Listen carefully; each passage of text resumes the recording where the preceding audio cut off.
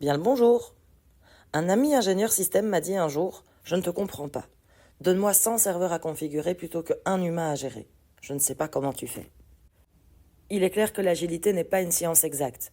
Si c'en était une, ça se saurait et on ne serait pas là à essayer de faire comprendre ce que c'est au monde. Toutes les relations professionnelles et personnelles seraient tellement plus simples à gérer, clairement.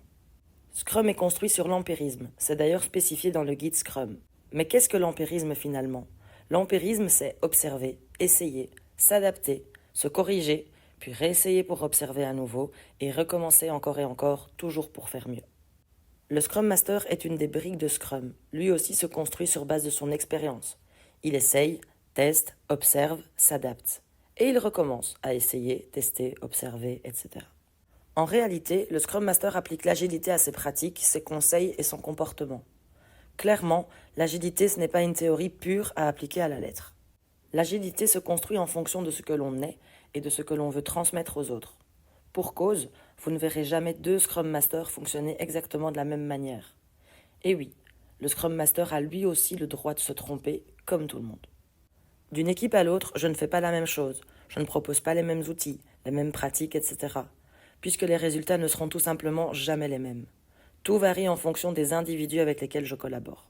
Ce que j'apprends dans les livres, dans les conférences, dans les formations, en échangeant avec d'autres agilistes, ce n'est clairement pas une garantie de résultat.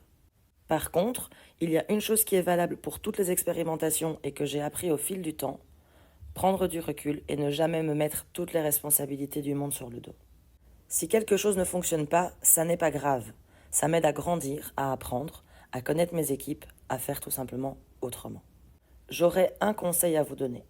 Essayez, essayez encore et toujours. Vous vous casserez la figure et c'est ok. Mais vous vous relèverez et vous ferez mieux la fois d'après, et ainsi de suite. Et personne n'a le droit de vous jeter la pierre pour ça. Après tout, nous sommes humains, et comme j'aime à le dire et à le penser, nous sommes parfaitement imparfaits, et se planter, ça fait partie du jeu. Ne doutez jamais de vos capacités à faire de belles choses ou encore à porter des projets jusqu'au bout, même si ça n'est pas toujours avec le résultat parfait qui est attendu.